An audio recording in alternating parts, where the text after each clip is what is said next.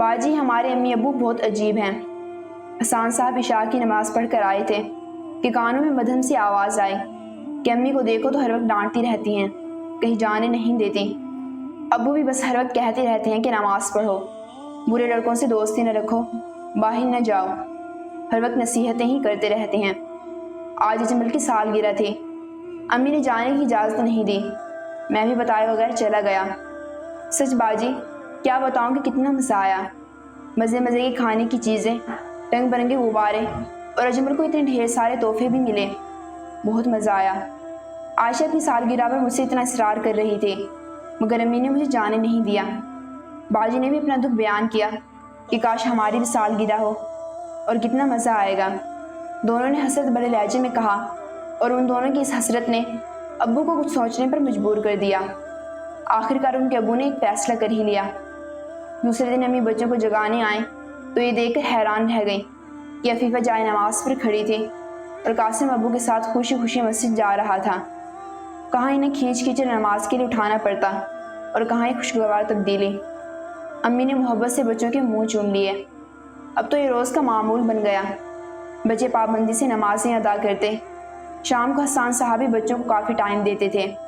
उनके साथ बातें करते, गेम्स खेलते और सैर के लिए ले जाते। होमवर्क में भी बच्चों की मदद करते। बच्चों को जब घर में भरपूर तवज्जो मिली तो रोज़ रोज़ भाई दोस्तों के साथ जाने की ज़रूरत भी ख़त्म हो गई। अम्मी तो बच्चों और शोहर में ये तब्दीली देखकर शुक्र करते करते न थकती थी। हालांकि इस तब्दीली की वजह वो अभी तक समझ ना पाए थे। इसी तरह एक साल गुजर गया। एक दिन हसन साहब ने अपनी बीवी से कहा कि तुम ज़रा सबको फ़ोन कर देना कि हफ्ते को बच्चों की सालगिरह है, सब दोस्तों और कज़न से आना है। हसन साहब के बाद ने बेगम को हैरत में मुब्तला कर दिया था। वो तो ऐसी रस्मों के सख्त खिलाफ थे। घर खूब सजा हुआ था। अम्मी ने खाने पीने की मज़े मज़े की ढेर सारी चीज़ें बनाई थी। तो फिर मुबारकबाद वसूल करते वक्त कासिम और अफीफ़ा के चेहरे से खुशी दमक रही थी। तकरीब के इख्तिताम पर हसन साहब ने मेहमानों की हैरत दूर करते हुए कहा कि आप सब हैरान हैं कि सालगिरह की तकरीब और वो भी मेरे घर में। आपकी हैरत ठीक है, मगर ये सालगिरह की तकरीब इस खुशी में मुनक़्क़िद की गई है कि 8 साल कासिम और 10 साल अफीफ़ा ने पूरा साल बाकायदगी से नमाज़ पढ़ी। पहले उनकी वालदा परेशान रहती थी कि बच्चे वक्त पर नमाज अदा नहीं करते। बच्चे भी हर वक्त की नसीहत से चिढ़ गए थे।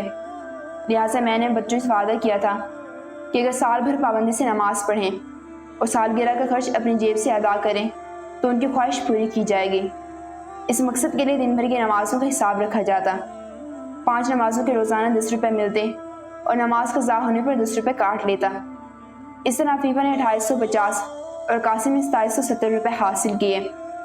उन्होंने इनाम की रकम बच्चों के हाथ में थमाते हुए वजाहत की कि सालगिरह नहीं, बच्चों की तरबियत का पहला सालाना इजलास है। अगले साल जो एक नमाज भी क़ज़ा नहीं करेगा उसे ख़ुसूसी इनाम दिया जाएगा और असल इनाम तो अल्लाह पाक की तरफ से दिया जाएगा। इस मरतबा जो क़ज़ा नमाज़ों के पैसे कटे हैं वो आपकी तरफ से सदका कर दिए जाएंगे। हसन साहब बोले कि मंजूर है। बच्चे फ़ौरन बोले कि इस बार मंजूर है, लेकिन अगली बार ना मंजूर होगा, क्योंकि अगली बार इंशाअल्लाह नमाज क़ज़ा नहीं होगी।